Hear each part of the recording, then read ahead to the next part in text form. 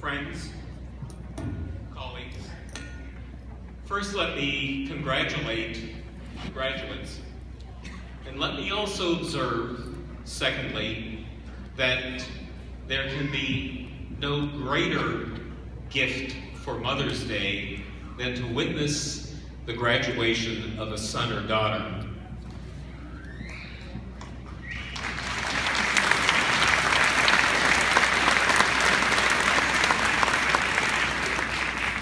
The conferral of academic degrees is a critical responsibility, the accomplishment of which signifies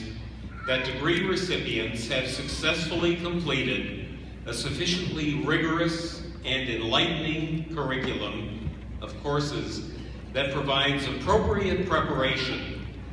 to assure roles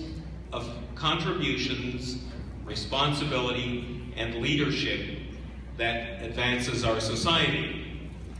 The faculty of Purdue University Calumet has evaluated the academic accomplishments of the candidates presented here